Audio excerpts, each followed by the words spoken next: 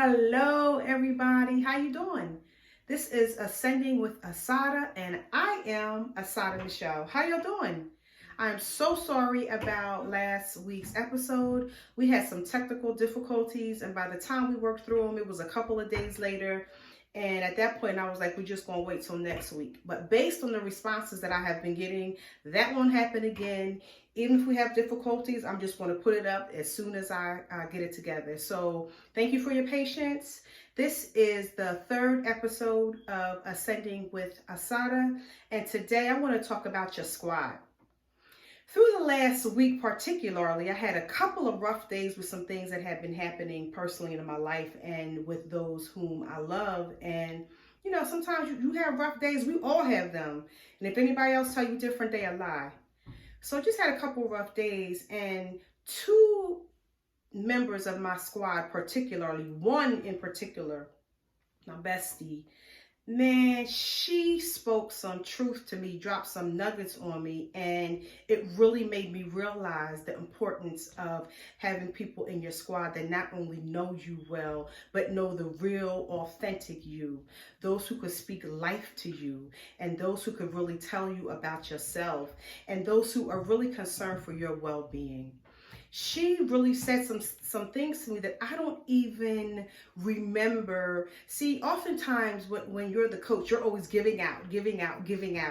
And so it's either difficult for you to receive back or you're not expecting it back. That's just the way it goes. And so, again, it wasn't anything life or death. It was just a bad day or two. And so she began to just drop some nuggets on me. And after, I got to my sense and to my senses, because one thing about a true squad and a true bestie is that they ain't gonna let you stay down. It's like, okay, figure out your life, get it together. You got too much to do. We got too much to do. Let's get it. And that's exactly what happened. And so who's on your squad? Who's on your team? Who's on your team? And just because people have been on your team for 10 years, 20 years, 30 years, you met them in 5th grade, 8th grade, high school, college, and y'all were cool back then, does not mean that they're supposed to still be center stage in your life. And that's the thing, right? We become so attached to what's comfortable that when seasons start to change, because we all grow and evolve and change, both you and the other individuals, but we don't like to let go. And sometimes that holding on is stagnating our own growth, or it's stagnating for the other person. So having this experience the last couple of days ago or a few days back, having this experience and having this person just speak to me really made me realize that it is so important who's around you, who is speaking life to you, who is telling you to get up, who is telling you, nah, that ain't cool, like your panties showing, your attitude sucks. Do you really have people like that around? Do you allow people like that around you? Or you know everything? Your stuff don't stink. That's the thing. You got to make sure that you have people around you who are not just yes, right? Yeah, you look good. Yeah. While you're walking around with lettuce or something in your teeth. But they tell you look good because they don't want to say anything else. Nah, I want true, authentic relationships. And we say that. But when the hard work time comes, that's when you find out who's who and what's what. So talking about this, just because somebody's been in your life for an extended period of time doesn't necessarily mean they're supposed to continue in your life in that capacity, though. They could stay in your life, but maybe it's not, court size seats. Maybe it's up in the 100 or 200 section. Maybe it's outside. Maybe they're supposed to tailgate and not be up in your personal space anymore. And you can't feel locked into a relationship because of time. And hear me right. I ain't talking about marriage. I'm just talking about friendships. That's a whole nother story. I'm talking about friendships. The length of time doesn't determine the depth and quality of relationship at this space in your life. So if you're just thinking about and examining like every relationship that you have in your life, particularly the ones that are like in your inner circle, do they belong there? Or do you need to think about your life as a stadium and think about how seating assignments may need to be rearranged, and not be mad about it, or not be angry about it, or not get yourself into a tizzy about it. One thing I am realizing more and more the older I get is that I don't have no time to waste.